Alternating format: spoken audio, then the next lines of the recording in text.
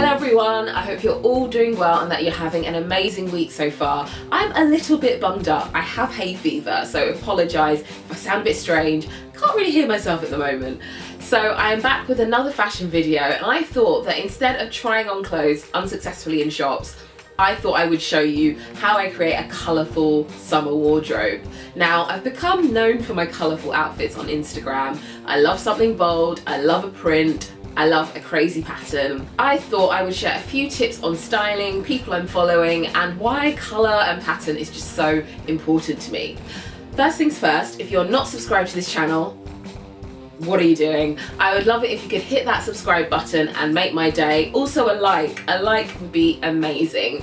It, helps me keep doing more of these videos and bringing you amazing content in the future. I also have Instagram at Kristabel. I always share my outfits there first, so if you want to know what I'm wearing, head there. I have a blog, iwantyoutoKnow.co.uk, so I share more long-term content. I've got lots of travel guides, I've got tips on productivity, and there's a little bit of fashion sprinkled in. So now it is time for me to explain my thought process for when it comes to creating colourful outfits, and I think it really stems from my degree. I did fashion knitwear design at Nottingham Trent University, and I've always had eclectic taste. Even, my graduate collection, things were thrown together.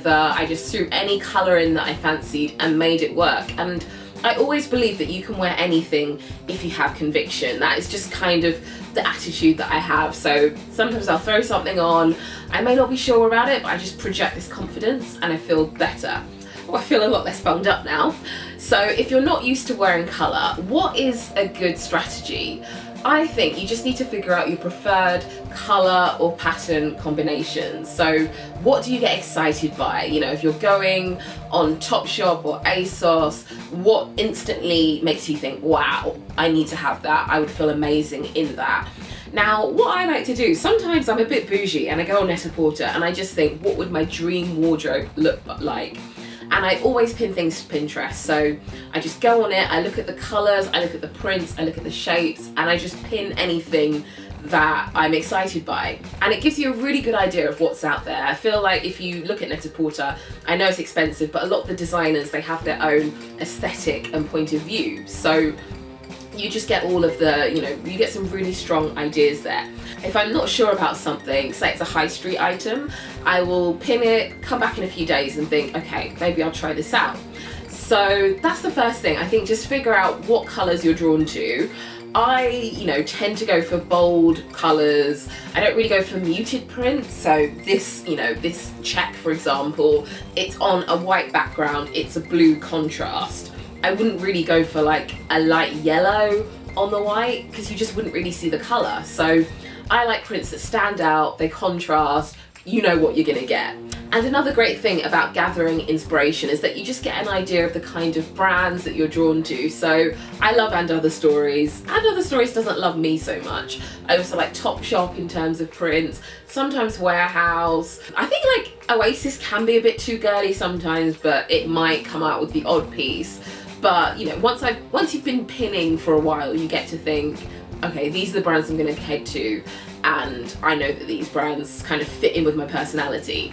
So in terms of styling, I have a few fail-safe combinations, and I've split them into 3 categories: party on the top, party on the bottom, and party all over. So today I'm very much party all over in this mango check dress. But I think, if you're getting into prints, if you're like a bit unsure, it is a good idea to start with party on the top. So a great example I have is this Miss Selfridge spotty blouse, and I've noticed that there's a lot of jeans and a nice top categories on websites at the moment. And at first, I wasn't really into it, but then I thought, I quite like these feminine, slightly bell sleeve tops. And the fact it's a little bit cleavagey, it's in a very feminine, like retro spot. I think it looks great with like a pure denim jean. I've got my weekday jeans that I would wear these with, and I think it's just a really nice, cute combination. I would throw on some espadrilles. I normally keep my styling quite muted, so I just have neutral espadrilles or maybe some Swedish has-beens. I'm all about the retro wooden sandals. And just keep it really simple. The top does the hard work for you. It's not so out there that you're gonna be, feeling apprehensive if you go out. It's just a hint of colour in an unexpected way. So another way of doing party on the top is with a colourful jacket. So I have a few bikers here. This one is a navy biker from Mango, and then I've got a sort of light pink suede biker from Paige.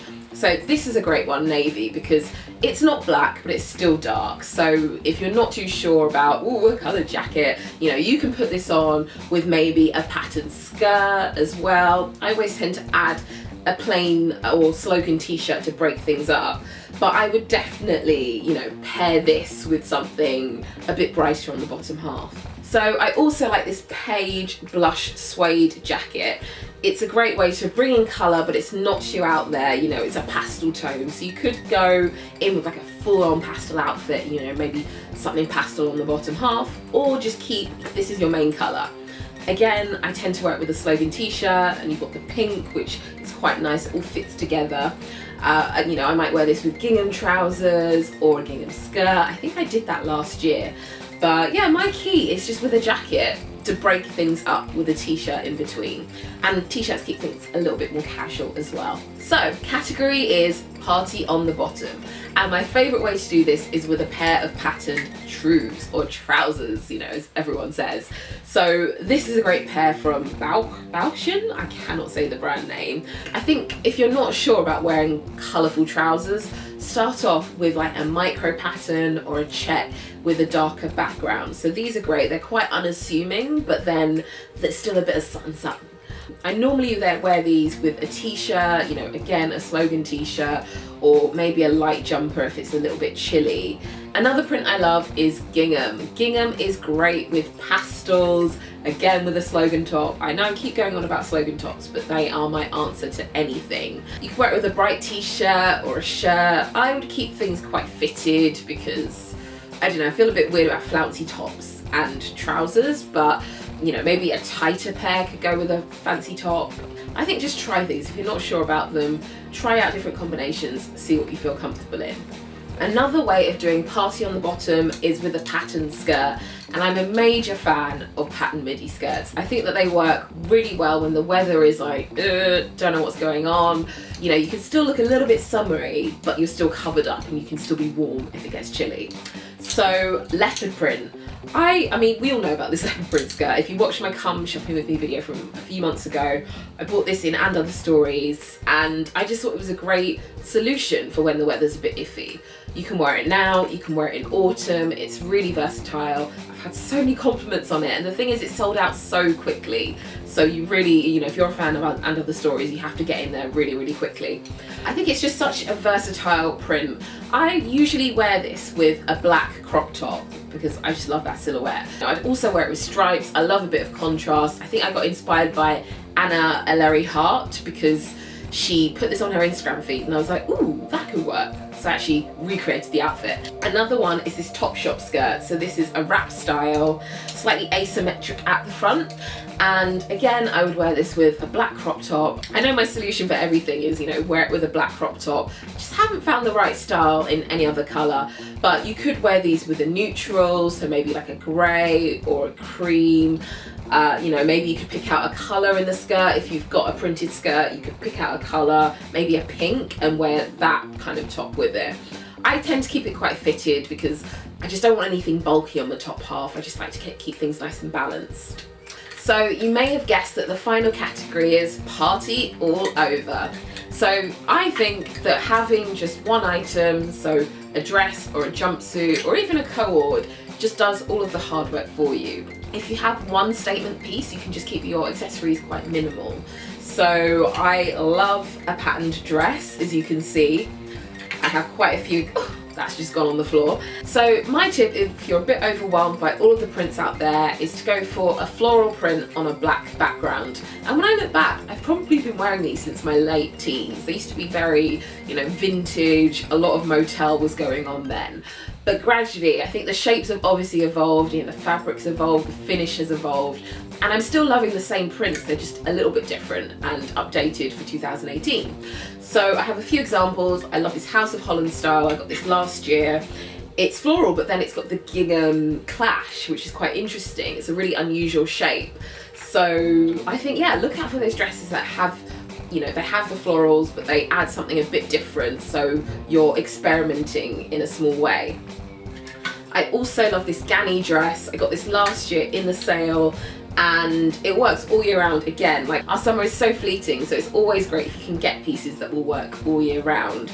And this is great because I can team it with a plain jacket, or, you know, if it's warm enough, I just wear it on its own with some metallic sandals. I think that they, you know, work for a variety of different skin tones, different occasions, all year round. You cannot go wrong with a floral dress. This is another one, Alexa Chung for M&S. This is another favourite. Sometimes, you know, I do love prints on a white background. I've also got a tea dress, which is florals on a red background. So I've seen a few similarities. Like, I don't mind mixing it up, but it just has to feel right.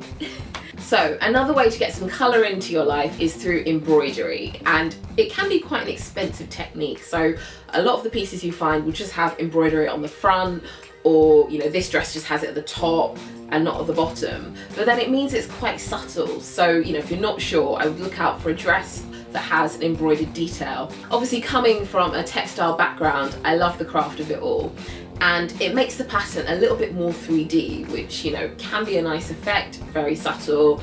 I'm hoping that there'll be more Frida Kahlo inspired designs, you know, with her exhibition coming out. I haven't seen loads at the moment. Anything that seems to go on ASOS tends to sell out, but I'm looking for the right kind of style, so I'm gonna wait and see what I find in the future. I think I mentioned that I also love a co-ord. They're so much fun, they scream holiday, and again, you have your look sorted, but you can mix up the pieces if you want. As I mentioned, I like to keep my accessories quite neutral at the moment. You can probably tell I'm loving basket bags. I have quite a few. I also love metallic sandals and a pop of red, so these are a great example. These are my saltwater sandals, and I like them. I love that sort of retro edge, so I love any like 70s wooden sandals or completely flat, slightly granny-ish sandals. Like, I like a bit of a girly contrast in summer. I think if you're a bit apprehensive about having pattern top, pattern trousers, pattern shoes, maybe just have the pattern top, break up the trousers, then have the pattern shoes.